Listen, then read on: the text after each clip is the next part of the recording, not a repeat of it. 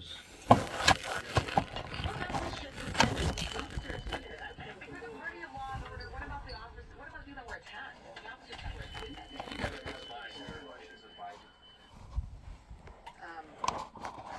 Just to recap, that was Senator Ron Johnson, mostly supportive of pardons. Senator Josh Hawley saying he wouldn't have pardoned rioters who committed violent acts, and Senate Majority Leader John Thune deflecting questions from reporters. Compare that to other GOP senators yesterday who spoke out against the pardons. People who committed violent crimes on January 6th of 2021 should not be pardoned. And I think this is a terrible day for our Justice Department. It's wrong to assault anybody, but certainly to assault an officer. And I'm a big fat blue guy.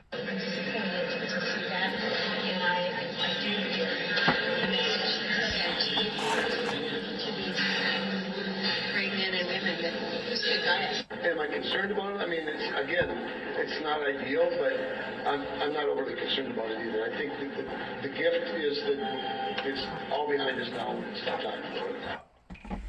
What I'm trying to do is figure out there are some commutations. To me, I just can't agree. I'm about to file 2 bills that will increase the penalties up to and including the death penalty for the murder of a police officer, and increasing the penalties and creating federal crimes for assaulting a police officer. That should give you everything you need to know about my position. Look, it was surprising to me that it was a blanket pardon. Now I'm going through the details. And former Senate Majority Leader Mitch McConnell told Semaphore yesterday, quote, "No one should excuse violence, and particularly violence against police officers." So, Jonathan Lemire, I mean, obviously in your book you covered the big lie and all that transpired. These pardons seem to be, in some ways you could argue, the will of the people. 2025. Trump campaigned on this. This is no surprise. Nobody should be shocked. If anyone's shocked, they were not listening. Having said that, there's some differences here. You heard, I think it was Senator John Thune saying, look at Biden's pardons or something. So Biden did pardon his family, and that is a legitimate conversation to have. I think that's the gray area. Some would argue that sets up a really bad precedent. You can definitely argue there's a lot of criticism you could put on those actions, or you could also see the world, perhaps how they were looking at what was coming at them. That's one conversation. But the other one is about assaulting police officers. The other one is about committing acts of violence against our Capitol, the people who work there, our vice president, our Speaker of the House, assaulting cops, video of it. And there's a clear difference. Joe Biden, to respond to Senator Thune, he pardoned the people who defended the Capitol. And Donald Trump pardoned the people who assaulted the Capitol and the people in it. And there's a big difference there. And I don't know if this is what people wanted, but this is the will of the people. Yeah, that couldn't be This is the outcome. That this couldn't election. be a starker contrast there between who President Biden pardoned, those who defended the Capitol, and those who investigated the attacks, versus President Trump, who has now pardoned those who committed these attacks. January 6th was, of course, the culmination of the big lie. The big lie fueled this violence. And what we got from President Trump this week with these blanket pardons sort of closes the book, if you will, on a Republican effort for 4 years to completely whitewash and downplay what happened that day. And we're going to keep showing the video, but Republicans have been trying to turn the page as quickly as possible since then, with very few exceptions. We did see, some muted criticism from Republicans, some sharper language from others. Susan Collins, Lisa Murkowski, Senator Cassidy. We just heard from Senator Tillis. There were some Republicans who made clear this isn't what they would have done. At the very least, they wouldn't have agreed to pardons for those who committed violent offenses against police officers. And I said the exact same thing on a tape yesterday, on a recording yesterday, that it shouldn't have been a blanket dismissal or pardon. There was a few individuals in there that they had the full intent of going in there and basically stirring up a bunch of you know what, and those people should be reevaluated, and I don't think that they should be pardoned, because they come in there with the intent toward basically wanting to disrupt the American people's election during that time. You know, Donald Trump, he's just making good on his promise. I realize he's a businessman, and he knows that if he don't fulfill that in which what he's obligated, the next thing you know, his words will be nothing more than a rhyme or a riddle to a lot of people, because they won't want to have to deal with him, because he didn't even attempt to try to keep his word. But you know, when we're dealing with a society here in America that is so confused and so mixed up that they're calling up down and down up, they're calling white black and black white, calling good bad and bad good, regarding me having a run-in with a federal judge up here in Paducah, Kentucky, knowing that the word Satan or evil, or as Dick Cheney said, the axis of evil, always was that in which what our former founders of this great nation persisted on honoring, because they knew that if they didn't honor that, then the good Lord himself would step in and make people's lives that much more miserabler, like he did during the days of Noah or the days of Sodom and Gomorrah. And I'm pretty sure that there's been other events that just wasn't recorded properly pertaining to God looking down and saying enough is enough and him intervening. I think most people in America, they may not be this way in Russia, they may not be this way in China, they may not be this way in other parts of the world, but I think most of the people here in America knows that our core has always been around the emphasis of following the commandments of God. Thou shalt not murder, thou shalt not steal, thou shalt not lie, thou shalt not commit adultery, thou shalt not do all these other things. But whenever you have somebody such as myself that was being questioned by the federal courts in America, up in Kentucky, I tend to wonder if even our law enforcement agencies don't actually know what they're doing whenever it comes to standing up for the righteousness of God versus standing up for evil. That's been my defense all along pertaining to what they done to me up here in Kentucky was wrong. It was very wrong in how that they tried to intervene in Land Between the Lakes. Then here come false pretenses that I had to go to Four Rivers Behavior Center and explain myself to a female about 1 o'clock at night. And when it was all said and done with, she said, Mr. Jackson, you ain't done nothing. They need to let you go. Well, they let me go all right in the state of Kentucky. They just dropped me off in the middle of nowhere about 4 o'clock in the morning. That way I got ate up by mosquitoes while I spent the night over in a cemetery sleeping on somebody's gravesite. Then they tried to basically steal my truck, wouldn't give me back my truck until I paid a certain amount of money for a tow bill, in which that was wrong too, because there wasn't no charges on my life that night. There wasn't no orders from a doctor that night. And then I'll be darned, less than about 10 days later, they come after me again towards trying to make me out to be a homegrown terrorist, like I was going to actually commit these electrical disturbances by doing something to the Kentucky TVA dam up around Grand Rivers, Kentucky, and Benton, Kentucky, and up in that area. So whenever I see stuff that's going on today, kind of similar to where I seen like yesterday evening or last night where it snowed in the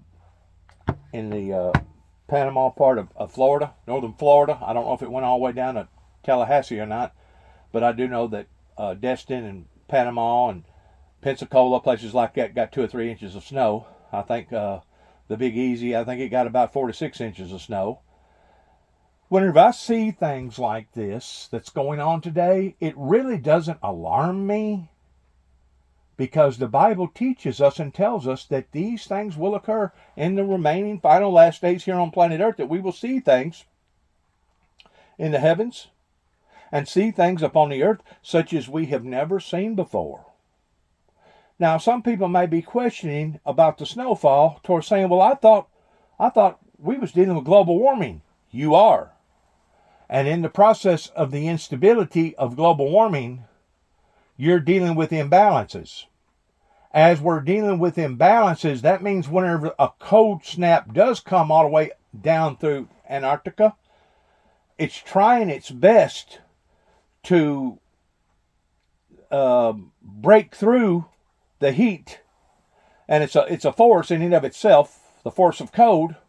And because it's so irregular, you don't never know if it's just going to come down to the Tennessee state line anymore and then merge back up to the top. You don't never know if it's going to go down into the Alabama district or all the way down into the Florida district. In other words, we're seeing things today that I don't even think the almanac could have predicted that was going to be going on in the year 2025, with not just snowfalls, but rainfalls, with droughts, with extreme weather conditions that are based around, yes, environmental, global changes.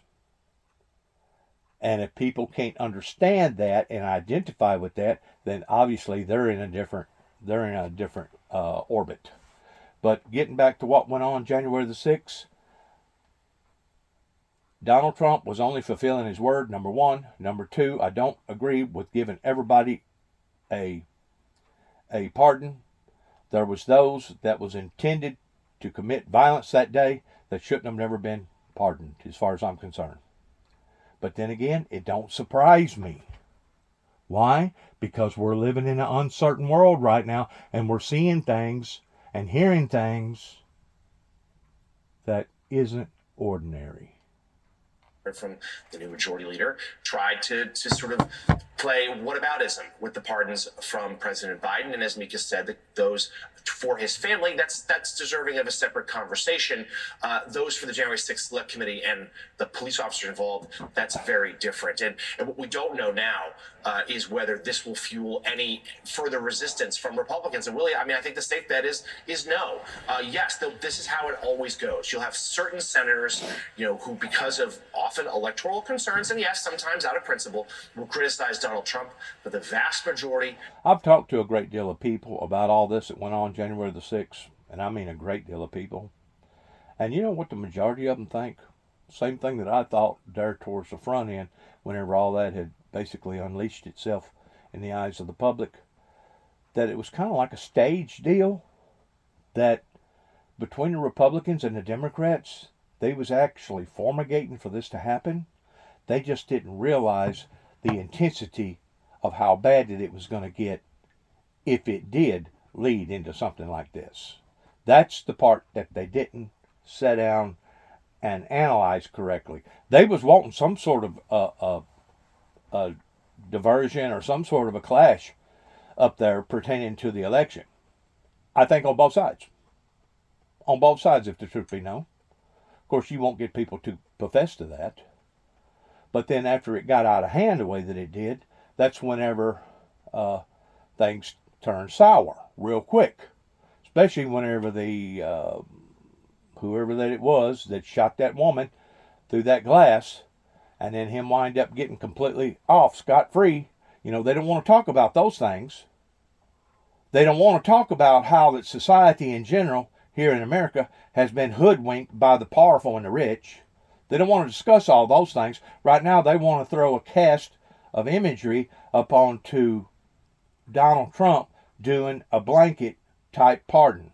Well, whenever you're dealing with 1,500 people and you've already went through this process in the past 4 years of trying to incarcerate a great deal of people that took, ain't no telling how much time, ain't no telling how much money it costed to be able to throw these people through the circuit like that. And now you're going to turn around and reprocess all these people again and throw them out of the circuit. So there really wasn't no other way to do this, I don't think, other than to do it the way Donald Trump's done it. And then later, if there's such of an uproar about a certain particular person or a certain particular event, well, then you go back and you reassess that, and then you figure out, hey, maybe we need to look at this a little differently on this particular case. A case-by-case scenario. Whenever you're dealing with over 1,500 people that's went through this 4-year process, it's kind of difficult to do a case-by-case process on all of them, because it has taken 4 years to process those in putting them in behind the bars, and it would probably take another 4 years to process all of them to get them all out of the bars. Well, by then, some of their sentences would already been fulfilled, and they'd already be out on the streets anyway. So, by looking at that, and by looking at Donald Trump being a businessman and giving his word that he was going to do this, it shouldn't be unexpected. Now, do I agree with it? And how that he done a blanket type pardon? No, I don't. I didn't yesterday. I don't today. Because it sends a wrong image to the people that's supposed to be hired to protect us. But so does it send a wrong image pertaining to what went on up in Kentucky in my life, whenever a federal judge knowed good and well that I was discussing a darkly complected man pertaining to him being Satan in the flesh. And it was the federal judge that actually come around there towards the last, whenever I had already been studied, towards thanking me and apologizing to me because of the study being such of a good study. That, no, he don't admire rapists. No, this judge didn't admire thieves. No, this judge didn't admire liars. No, this judge didn't admire evil, bad things to people. But at the same time, he was prosecuting me, or attempting to prosecute me. It just so happens I went through all the hula hoops. I went basically through the test and come back with triple A's. But to think that the same group of people in LBL come back at me 2 years after that over 2 non-threatening telephone calls is proof in the pudding of bad conduct coming from the judicial system up in that area, because they had to travel all the way to Oklahoma City, Oklahoma, to pick me up and drag me back to Kentucky in Trigg County, Cadiz, Kentucky, just to downsize the warrants and put them more on a civilian misdemeanor warrant. But whenever they went after me on a federal warrant. That way they could jump state lines. So if people can't see through that and what that they done, well then obviously they're not in the right orbit to begin with. And I know a lot of people are against Dennis Jackson because there's been a lot of controversy in Dennis Jackson's life, and I know that. But you know what? Whenever you're standing up for the Word of God, number one, the true, holy, righteous God, you're going to have controversy in your life. Number two, Jesus already told us that we'd be thrown before kings and we'd be thrown before magistrates. And Christ said, think it not what to say during that hour, that I will give thee the wisdom and the knowledge, that it not be you that speaketh, but it be me that speaketh within you during that hour of giving you the sense of what to say and how to say it. So I was already looking towards having a great deal of controversy pertaining to me witnessing and being one of the witnesses in the Bible that it talks about pertaining to me teaching on the subject matter in which what I was teaching.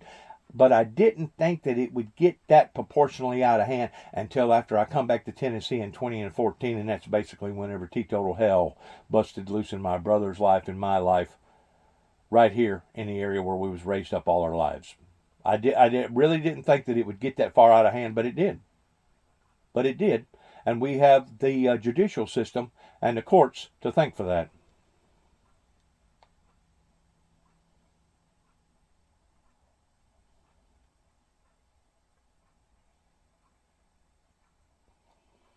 Biden's preemptive pardons for his family and political allies, and deservedly so. But then it's a shame you don't hear many, if any, ruing President Trump's proclamation to pardon unconditionally nearly all of the people who rioted at the U.S. Capitol on January 6, 2021.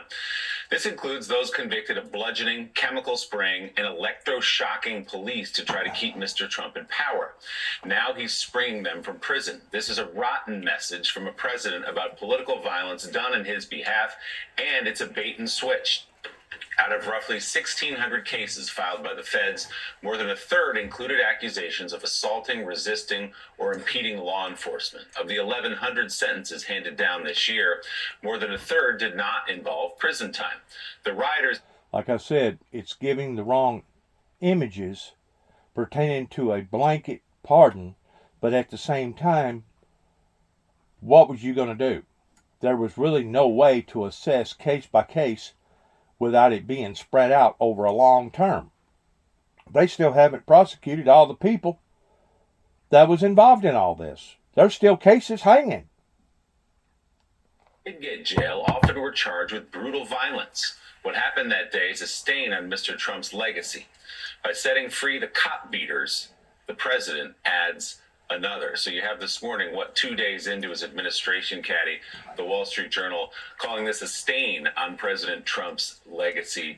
And so fascinating, as Ali said, to watch these Republicans, many of them on Capitol Hill, twist themselves in knots to look the other way.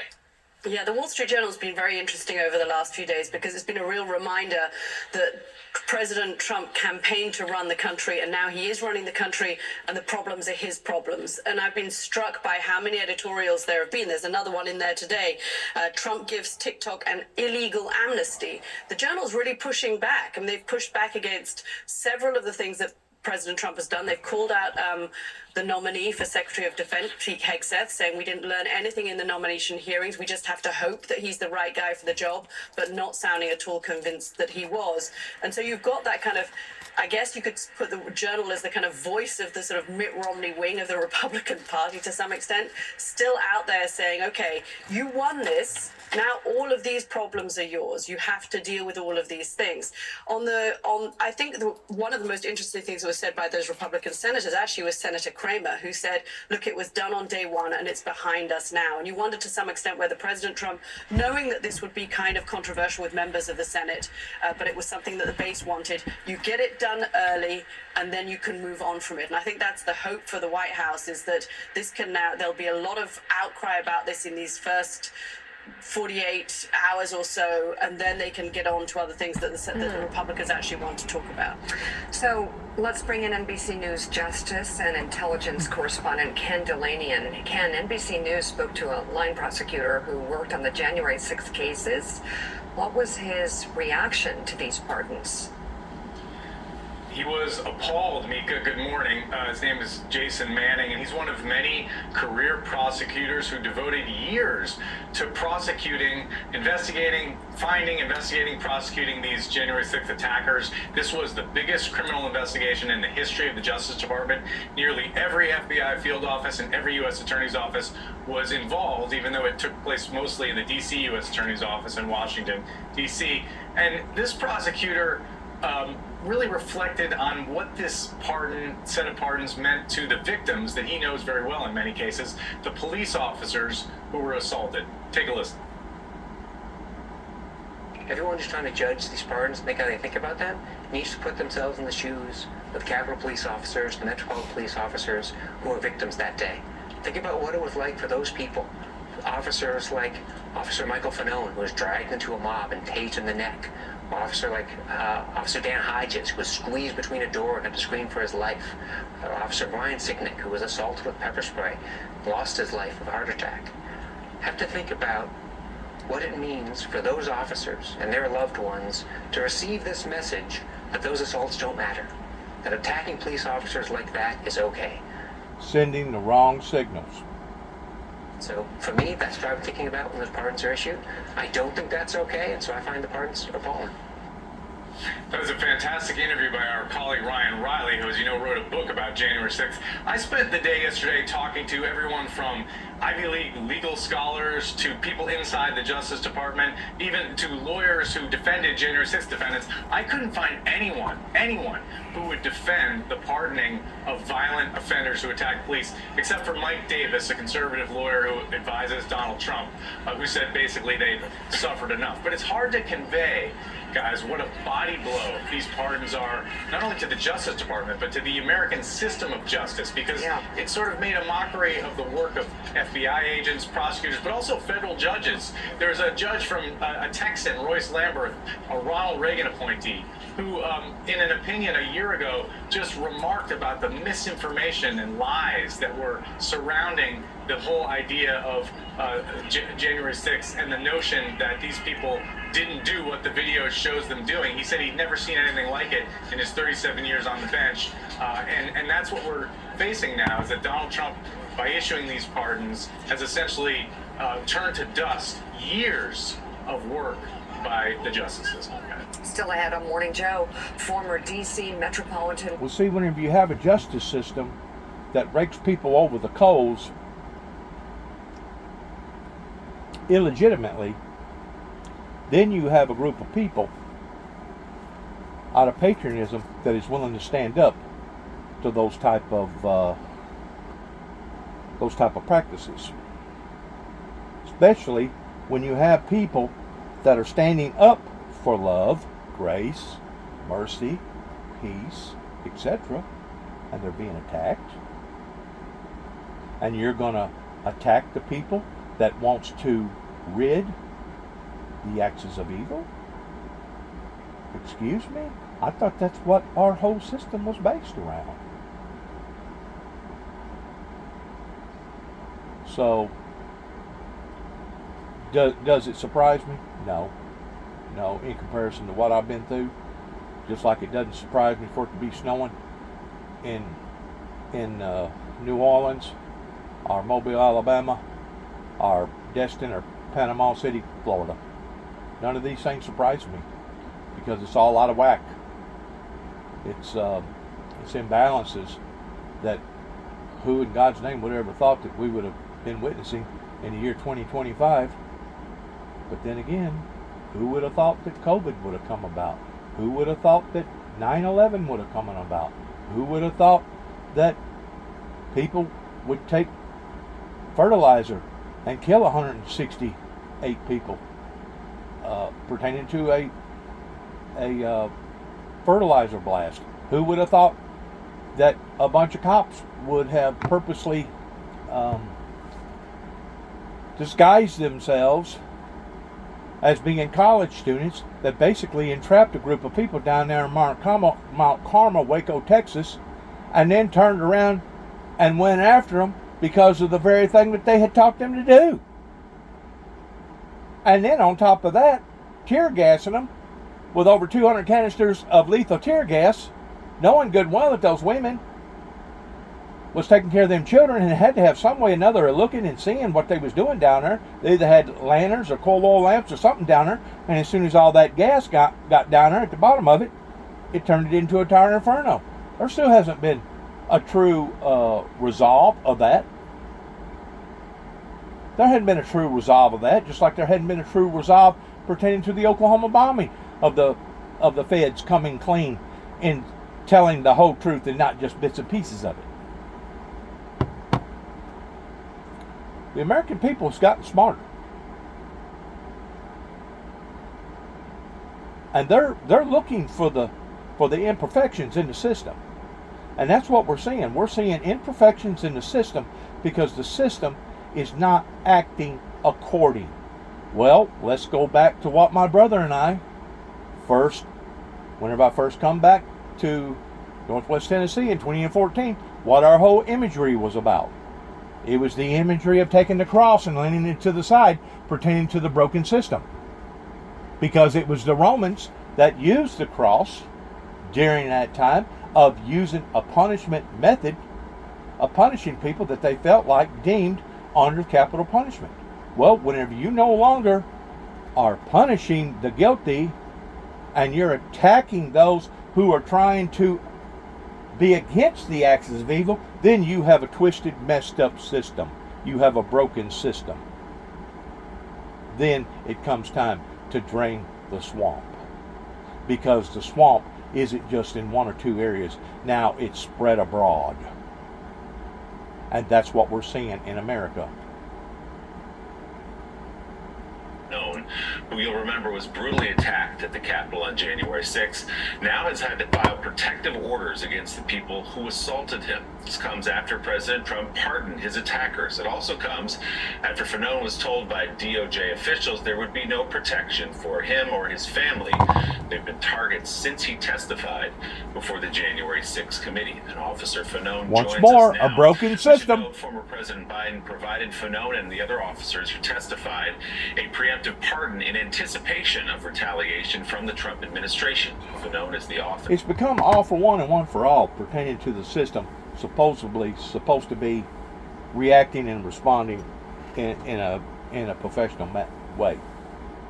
And when the people don't see that, then you get the people on edge, and the next thing you know, they become very antsy, whatever word you want to use, and then it turns into something like you're seeing right here. So really and truly, it isn't the low class. You know, you had first class, second class, third class during the Titanic sinking of the Titanic. It's not the third class or the second class's fault. It's the first class's fault. Those that claim to be professionals, those that are working in behind these professional positions, that have elapsed or allowed for this to become tainted. I mean, it's outrageous, but you know, like Mika said earlier in the program, it shouldn't come as a surprise to anyone. Donald Trump has been promising these pardons ever since he announced his candidacy from Waco, Texas. You know, for those of you who don't know or remember, that was the scene of a violent confrontation between members of American extremist groups and law enforcement, in which law enforcement officers were killed. And Donald Trump saw that as a fitting place to announce his candidacy. So I fully expected this to happen. Because probably Donald Trump seen that as a injustice rather than a justice, because of the way that they went around raiding them and taking advantage of them and then killing them. There's two sides to the coin, my friend, and you're not willing to look at both sides. Went through the process. And I feel for this guy because he did get beat up. As easy as I'd initially anticipated. That being said, listen, once these guys were pardoned, and let's talk about the individuals that were pardoned. Daniel Rodriguez, sentenced to more than 12 years in prison after he pled guilty and admitted to using a taser device, applying it to the base of my skull numerous times while I was being restrained in a crowd and assaulted. Albuquerque Cosper Head from Tennessee placed me in a headlock, pled guilty.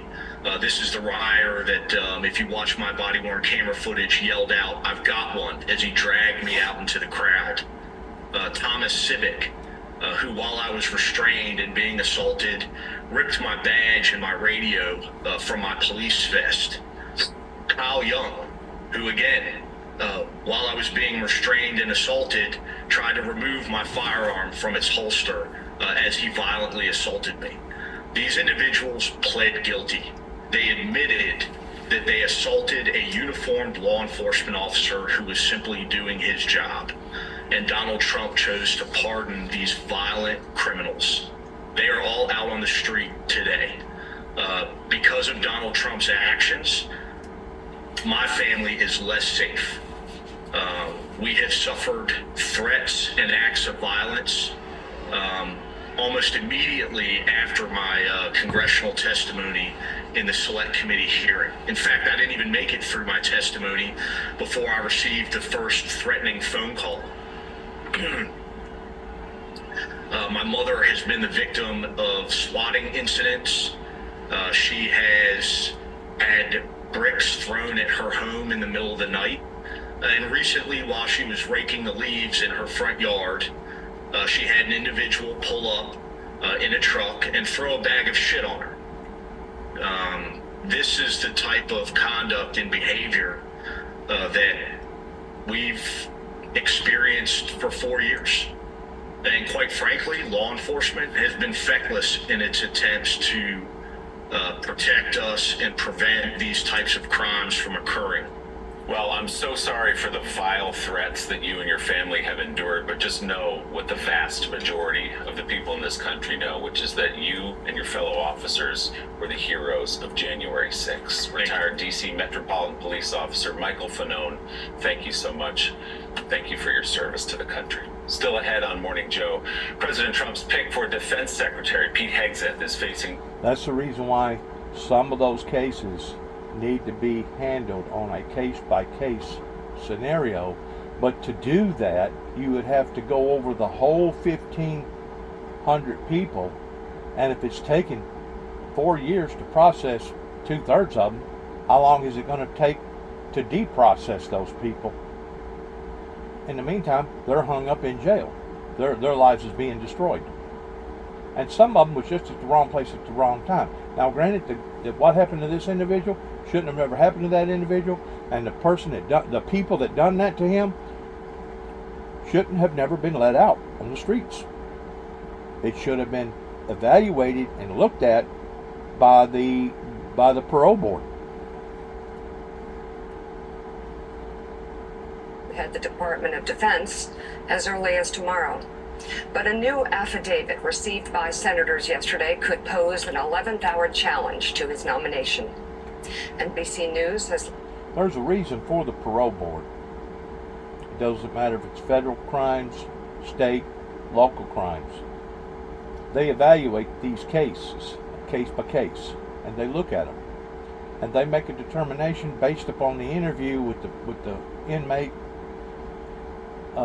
at that time, that is this person credible in, first of all, I've said I do not feeling remorse about the crime that he or she committed. Have they been reformed in that degree? Are they a threat to themselves or a threat to the public in letting them back out into the public? There's a reason for having the parole board, because this is supposed to be the way that the system checks and rechecks, and sometimes even triple checks to make sure, hey, this person should not have ever been put back out on the street. There was actually debate about Hinckley, even after Reagan had died, of letting him back out on the streets. And I guess to this day, they still monitor that man's life and where he goes, what he says, who he associates with, etc., etc., etc., because he was associated with the top brass pertaining to trying to kill a United States president. Even though, by law, they're supposed to throw all that paperwork out. You know as well as I do, they don't throw nothing out until you're dead. They don't throw nothing out until you're dead.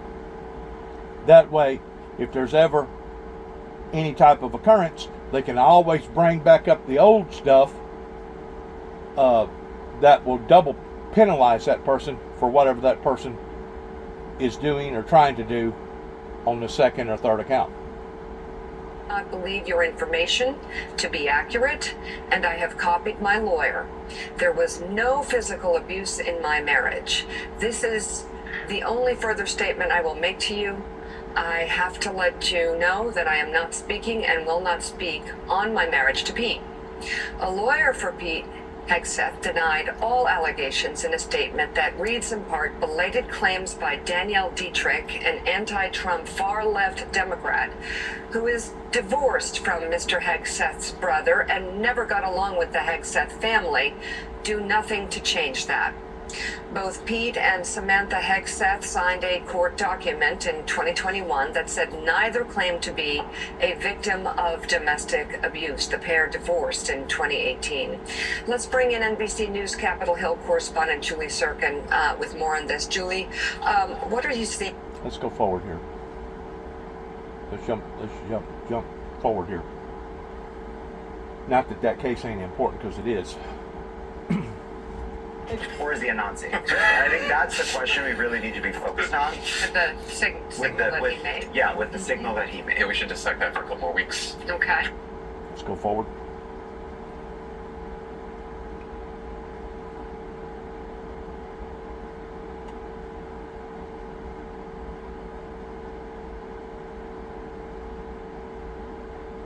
Go forward. Stop. No, was it important because we're looking at commutes and we're looking at pardons? Okay, well, we'll take a look at everything. On Morning Joe today, Fanone running through a list of those who pled guilty to attacking him as he seeks protective orders. Daniel Rodriguez, sentenced to more than... I heard all that. Go forward. Stop. Base of my skull. As Republicans on Capitol Hill were questioned about the move. President's own decision. Some expressing hesitation on the inclusion of violent offenders. To me, I just can't agree. It was surprising to me that it was a blanket pardon. The Bureau of Prisons releasing 211 individuals in approximately 12 hours. Among those pardoned, former Oath Keepers leader Stuart Rhodes. I think it's a good day for America. And former Proud Boys head Enrique Tarrio. Both were serving lengthy sentences for seditious conspiracy. And that was NBC's Garrett Haight with that report. Meanwhile, as that's going on, there's also this morning new fallout over President Biden's pardons of 5 family members that he issued in the last minutes. It's abuse of power is what it is, really. Regardless whether it's Biden or whatever. I mean, these presidents, to be able to have that type of power without evaluating their decisions before they ever do this, it's really a madhouse. Salesman of Florida Nepo baby, and a man with rats in his walls broke into Congress. Thanks so much, everybody, for being with us.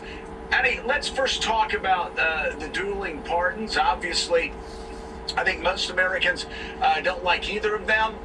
You look at the poll numbers, though, out, and at least the early snapshot polls, certainly most Americans deeply troubled by Donald Trump's commuting of the sentence and the pardons of very violent offenders who beat the hell out of police officers. Yeah, I mean, it's a shame that these happened on the same day, so that there is even a comparison, and that people can just say they're both bad, because they are different kinds of pardons. But the truth is that the pardon power is a problematic thing that the founders put in the Constitution, and we're seeing that now. What struck me yesterday was how much Republicans who in the past have expressed concern about pardoning violent criminals who stormed the building that they work in that day weren't willing to say much. Johnson, who's allegedly the head of a co-equal branch of government, when asked, said, you know, it's not for me to say the president made his decision and therefore I stand by him. They're just going to fall in line on this issue. When in the past they've, you know, even J.D. Vance, Trump's own vice president, said obviously the violent criminals should not be pardoned. Well, obviously was, I guess he's retracted obviously. But overall, I've heard a lot of people saying this week, like, it's just a bad presidential power. It's bad all around. Yeah. Yeah, and following up on what Annie said, John Lemire, there are members on Capitol Hill in both parties, and again, nobody's preaching moral equivalency. We're just reporting here that there are Republicans and Democrats alike who are saying this pardon power has just gotten out of control. Obviously, it's in the Constitution, but there is a real concern that it's been abused, and the doors have now been opened. Pardoning the guilty and going after the innocent. That's exactly what I was talking about a while ago. Letting out the evil and attacking the righteous godly. Now, how displacing or how crazy is that? That's where we are today. And you don't think that other members of other countries and other parts of the world can see this? Sure they can. And they're beginning to scratch their heads wondering what the hell has happened to these baby boomers, these Woodstock hippie people that have infiltrated America's system over here the way that they have. What the hell's happened to them? And plus, they're probably questioning what the hell's happened to the true Christian that we thought was against the axis of evil, similar towards Bush Jr.'s Vice President Cheney. It's become whacked. For extraordinary abuse. Yeah, I mean, the power is expansive to begin with, and we've seen it used in unprecedented ways this week alone. So, Reverend Sharpton, let's talk about the January 6th pardons.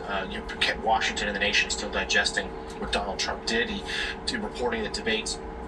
Initially, they were thought to be a little more limited, and then Trump himself said, no, let's go big. Let's just release all of them. And then we've heard in the last 24 hours, including Enrique Tarrio, the head of the Proud Boys, already say, first of all, expressing his gratitude to President Trump, but saying now it's time for revenge and calling on Trump's DOJ to go after those who did these January 6th investigations. I think that is what distinguishes between the two buckets of pardons.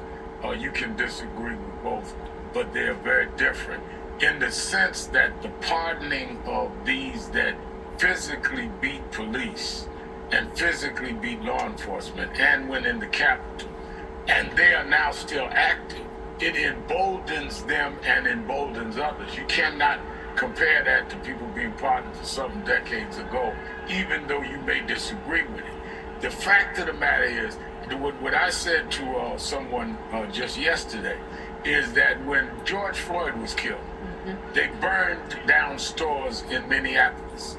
The family of George Floyd asked me to come in and do the eulogy and lead nonviolent marches to calm things down, and they denounced the violence.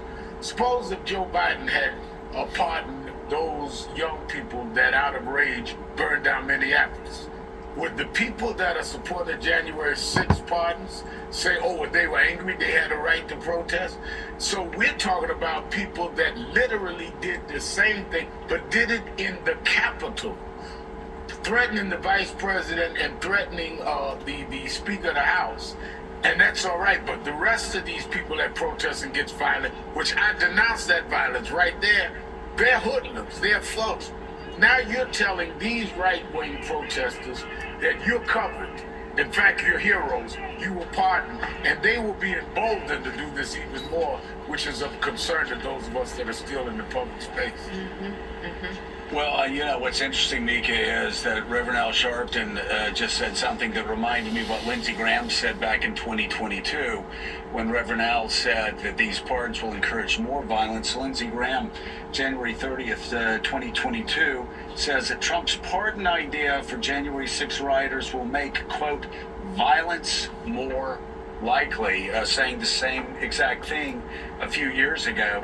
That Reverend Al is saying now, and Democrats are saying now, and my gosh, you can go down the long list, and we certainly did.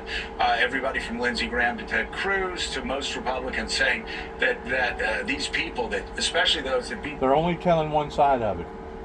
Have you seen during all of this morning? Have you seen where they showed where that cop shot and killed that woman? Nope.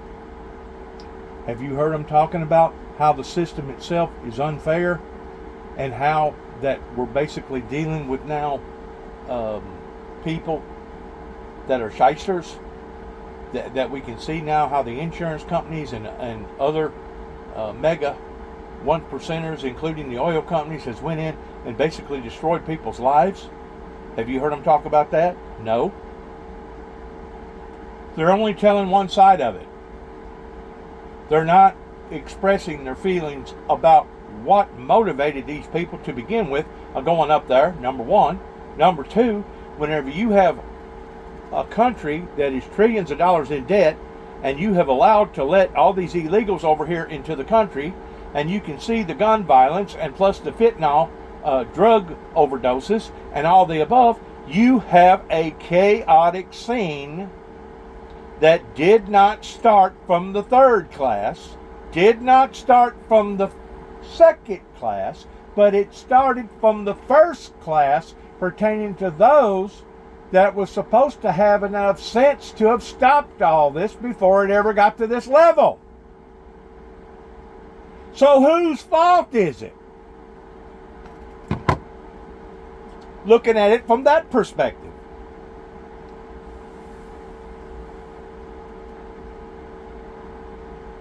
There's always two angles. There's always two sides to the coin.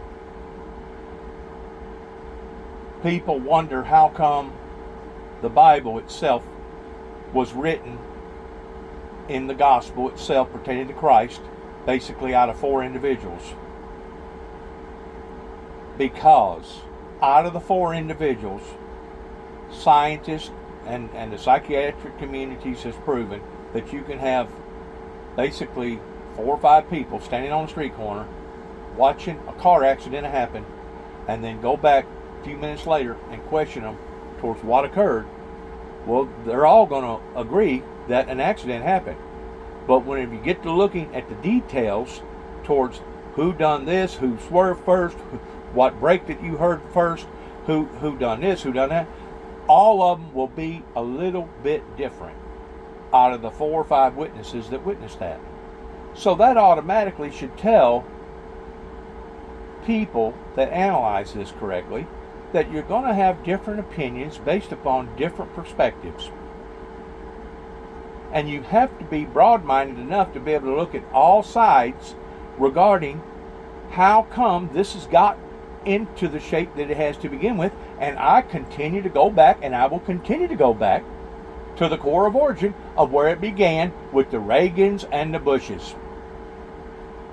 During the time that Russia and America was basically at one another's throat during the Cold War era, we didn't have near as many imbalances, and we didn't have near as many troubles on the lower end pertaining to terrorism as what we did after that agreement took place.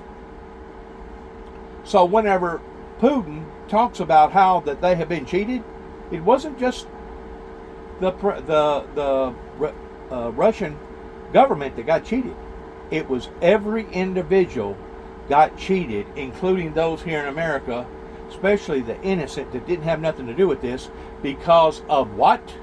Because of a group of people that was dead set that they did not want to see the fulfillment of biblical Bible prophecies. Because they didn't act upon it the way that they should have acted on it in 1988. 30 plus years later, look at all the problems. Look at where we're at today pertaining to safety issues, pertaining to prosperity. Look at where we're at pertaining to true righteousness. Look at where we're at whenever it comes to disproportionalizing one event versus all the other events, regardless whether it be California burning down to the ground or Tennessee and North Carolina getting washed away. It's imbalanced in comparison to what it used to be before those agreements was made. And I still continue to say that they was talking out of both sides of their mouth then regarding peace, love, reform, mercy, and they're still talking out of both sides of their mouth today. We have a group of people that are so mixed up, they do not know their asses from a hole in the ground whenever it comes to fighting for true godly righteousness. Those that beat the hell out of cops, they needed to stay in jail. Well, and for any Republicans who want to hear this, because they are the line right now, just to be more specific, violence in his name. To be very clear here, that's the signal. Pete Hegseth, President Trump's choice for Secretary of Defense, has been accused of regularly abusing alcohol to the point that he passed out at family gatherings. That's according to an affidavit from former sister-in-law. Let's go on. They're still trying to degrade this guy. And there's no doubt, I'm pretty sure he probably did. He's probably guilty of these things. None of us is perfect. We've all lived regrettable lives at one time or another. I don't see nobody perfect. I don't see nobody being able to raise the dead or walk on water yet.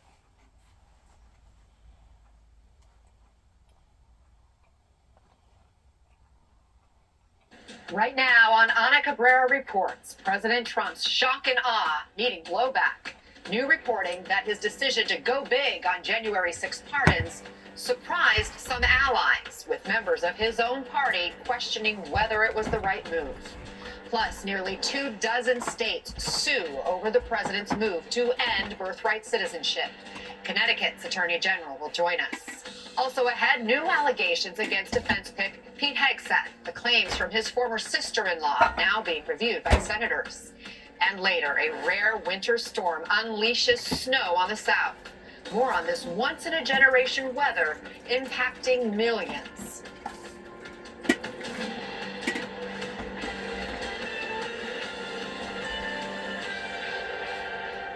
Good morning. It's 10 Eastern, 7 a.m. Pacific. Great to have you with us. I'm Ana Cabrera reporting from New York.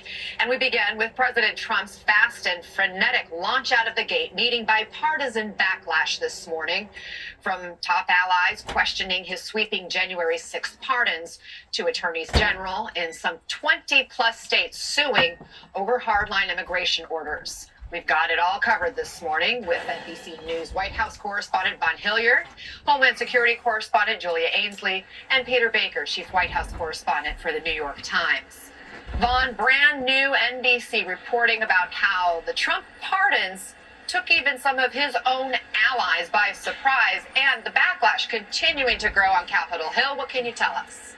Right. There were allies in the lead up to Donald Trump being sworn in and moving into the White House who were all but suggesting that the President Trump would not pardon violent offenders who had either pleaded guilty or had found guilty by a jury of assaulting police officers. And yet, what you saw Donald Trump do in the hours after taking office was do exactly that. Almost a blanket pardon of more than 1,500 individuals and 14 commutations, and that is where we're hearing now, including from Republican lawmakers who are questioning the move by the president. Take a listen. To me, I just can't agree. I'm about to file 2 bills that will increase the penalties up to and including the death penalty for the murder of a police officer. That should give you everything you need to know about my position. Look, it is... It was surprising to me that it was a blanket pardon. I think they were absolutely justified. Again, I don't know all the cases. I certainly don't want to pardon any violent actors, but there's a real miscarriage of justice here. So I'm totally supportive of it. For violent offenders. Miscarriage of justice. That's a good word. I like that. So let's look at the reason why they burned the town down, because of what the cops done with George Floyd. Let's look at other events that happened, like the event up in Kentucky or the event down in Memphis, Tennessee, and other events that's happened whenever we see cops acting inappropriately, whenever they're acting unjustly. Does this mean that the people are supposed to sit idly by and allow for the men in blue to do whatever that they want to do?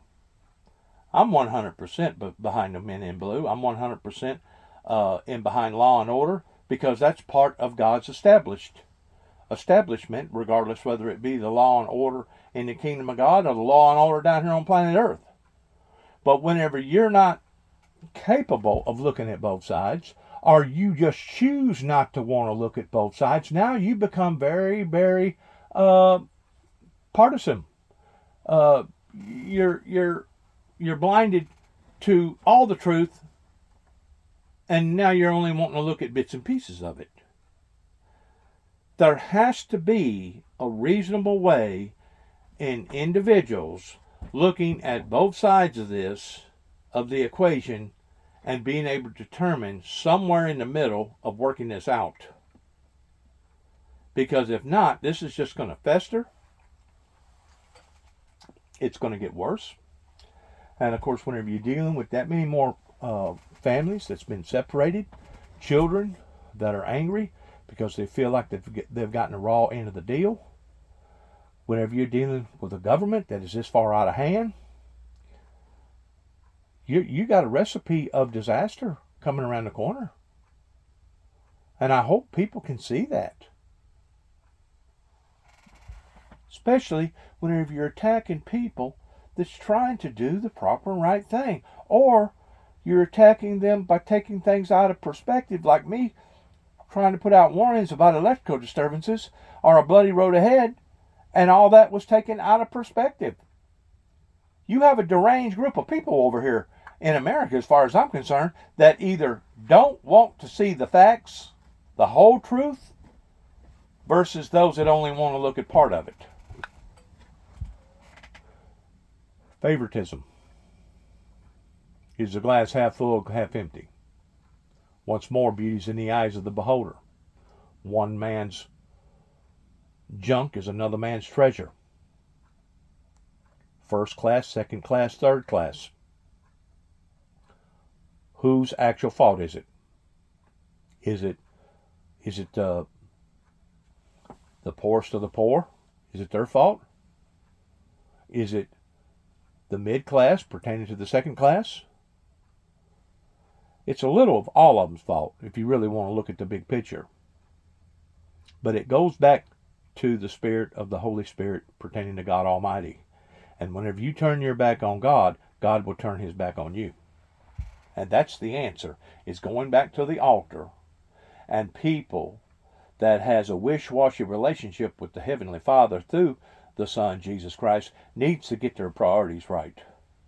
And if they get their priorities right, allowing for the Holy Spirit to examine them and to reform them, then the rest of the wrinkles will be ironed out. But you have to first start at the beginning. And you may say, well, where do you get that? Well, what did Christ say about the cup? You know, the Pharisees and the Philistines and the rabbis, all them people was worried about the outside. You know, they wanted to throw stones at Christ because he didn't wash his hands whenever he ate. And Jesus emphasized, it's not the outside of the cup that you must worry about. It's what's in the heart. It's what's in the mind. Clean the inside of the cup, and then the outside will automatically come clean. Kind of like what my grandfather used to tell us boys about loading up corn. We would have to pick corn. As the wagon would pull forward, we'd pick corn, throw it into the wagon. Well, we had a tendency of wanting to fill up the back end of the wagon before we did the front end of the wagon. That way, we could call it a day and go home early. And Grandpa knew exactly what we was trying to do. We was trying to cheat our way from loading the wagon. And his expression was, boys, load the front end of the wagon first. The back end will take care of itself. And it will. Every time. I haven't seen the details, but I think a lot of those pardons were definitely well deserved. There are more than 175 individuals who were pardoned and were violent offenders who assaulted police officers.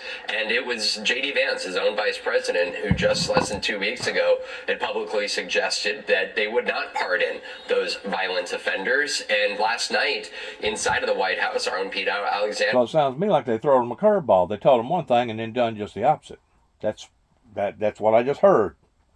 Pressed the president on that decision to do and take these actions. And the president's response was that these people love their country, and those who have served their prison time have served enough time in prison that warranted their release. Peter, we actually have that sound from the president yesterday as he defended these pardons. Let's listen to it in his own words. I am the friend of police more than any president that's ever been in this office. I want to ask you about the Vice President, J.D. Vance. He said, this is a week ago, he said, if you committed violence on January 6th, obviously you should not be pardoned. Why is your Vice President wrong? Well, only for one reason. They've served years in jail. They should not have served, and they've served years in jail, and murderers don't even go to jail in this country. See? Things is upside down. We're basically rewarding the people that we should be punishing and punishing the people that we should be rewarding. How many times have you heard me say that? And you don't think other leaders and other countries can see this in us?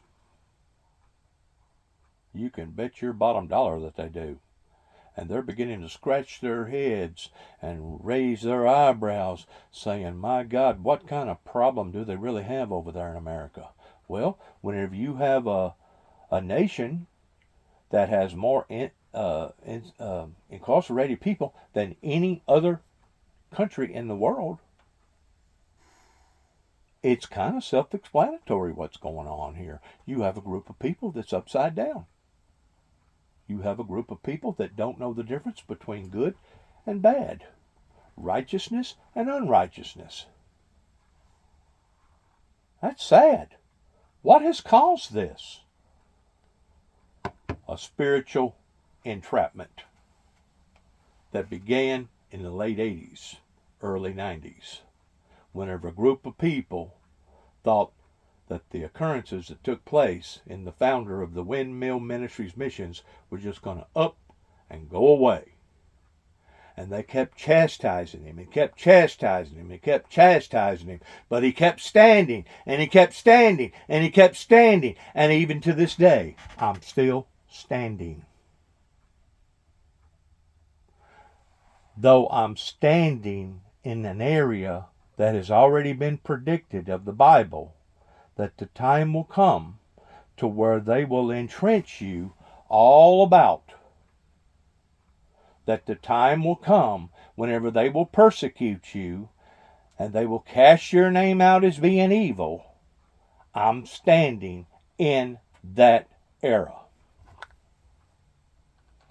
So he said he was going to do this during the campaign. Even his own vice president questioned whether the violent offenders should be granted clemency. And now apparently Vance is on board. Peter, do you think the administration foresaw this level of blowback? Does it even matter?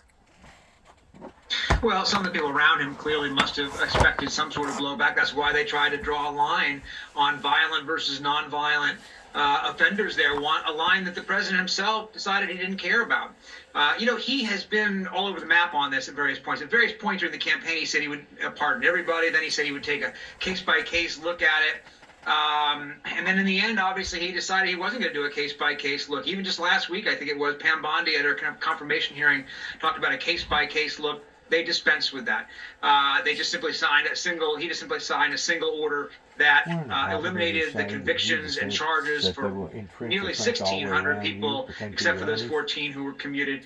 And that is, I think a sign of where he is. He's going to go as far as he thinks he can go. Anybody who thought he was going to moderate himself, he was going to restrain himself, I think he's made very clear in these first 48 hours, that's not the way he's going to roll here. Julia, you're tracking all the moves on immigration, including some new rules allowing ICE agents to make arrests in so-called sensitive locations. What exactly does that mean? Look, there was a memo that went out in the Obama administration that remained during the first Trump term and was expanded under Biden that told ICE agents not to make arrests in certain locations unless there was an imminent threat to public safety or national security.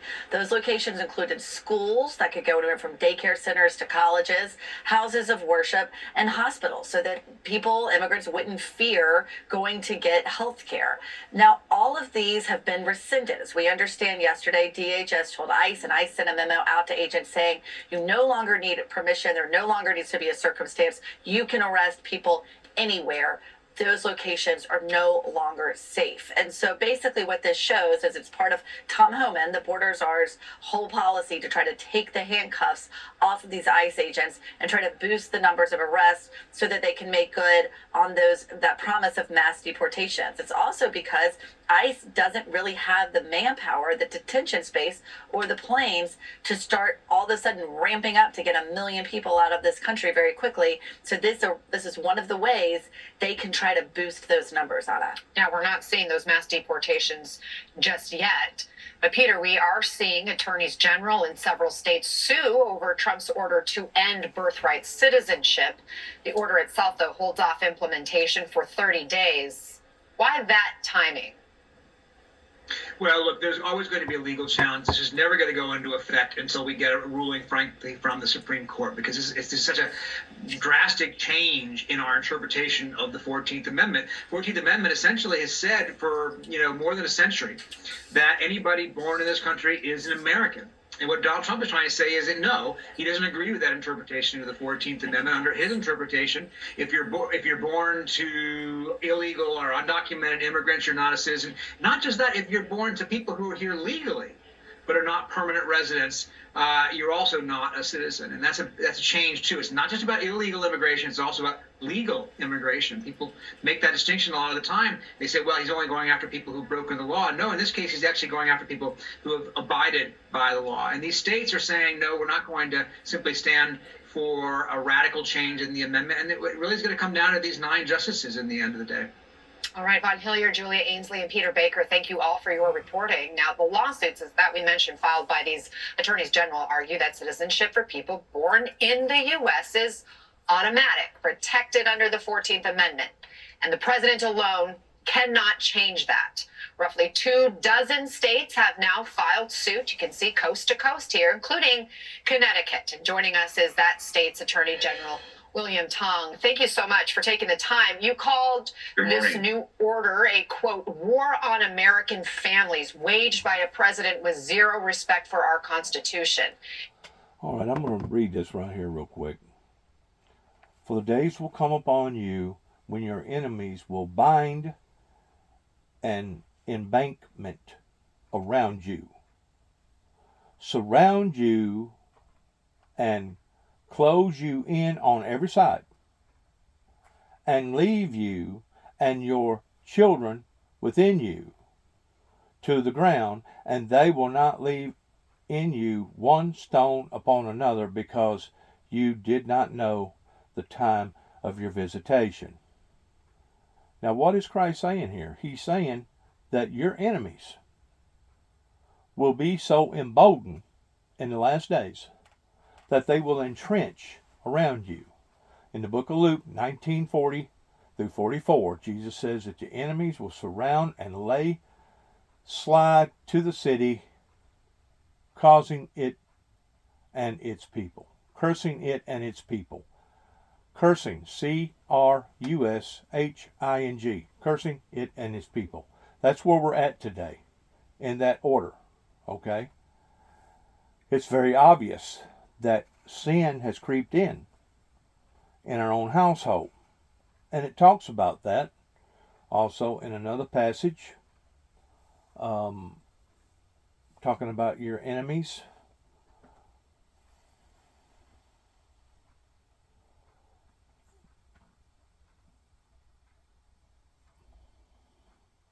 That will be of your own household, 2 against 1, 1 against 2. And that's basically where we're at also in that perspective. It says here,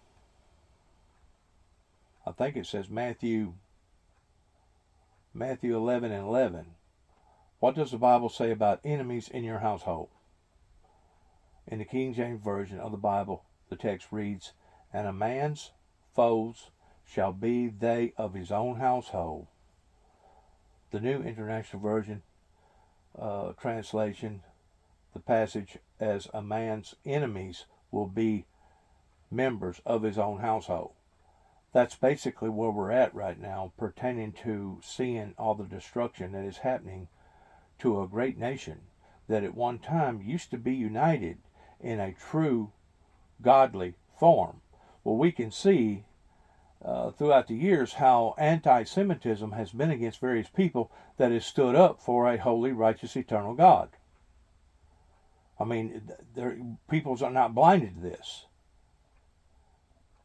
And because of it, we're basically looking at a spiritual warfare within ourselves.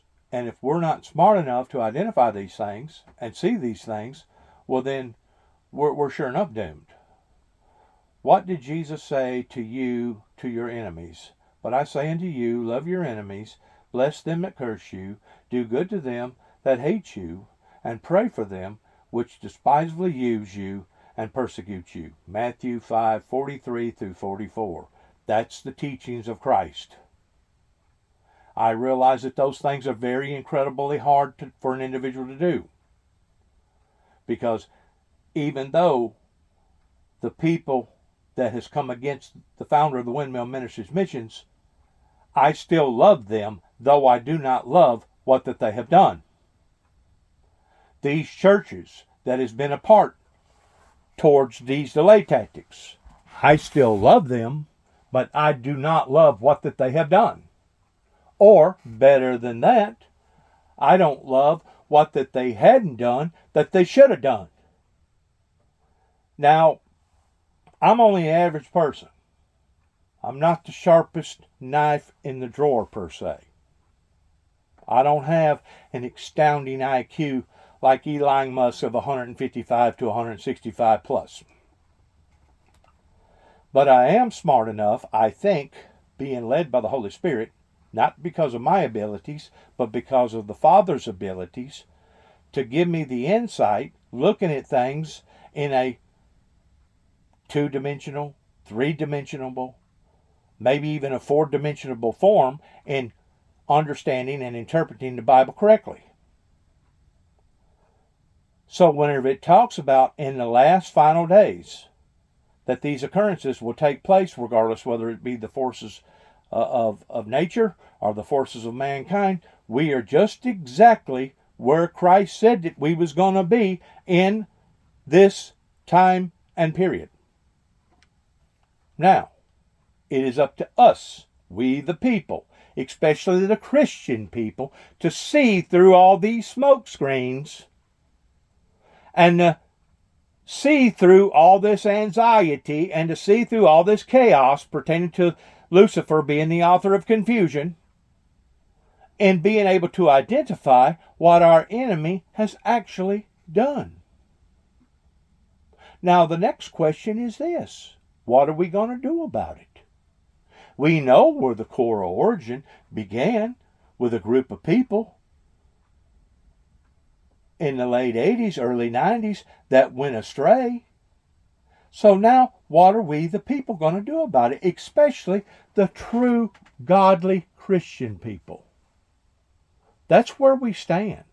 And I'm going to continue to stand on the righteousness of God. Now, does that mean that I'm perfect? No. Does that mean that I haven't made mistakes in the past?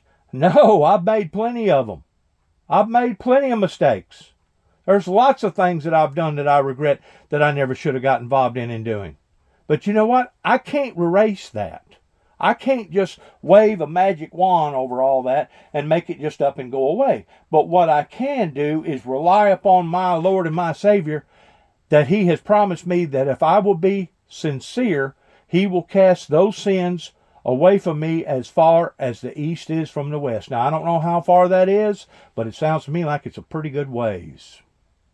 So whenever people want to bring up your past and remind you of your mistakes, you just need to let them know, okay, well, yes, I did.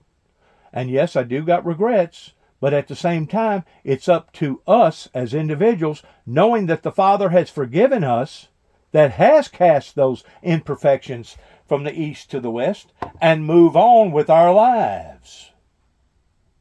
These are all handicaps. These are all basically millstones that are tied around us right now that are preventing from us of going forward.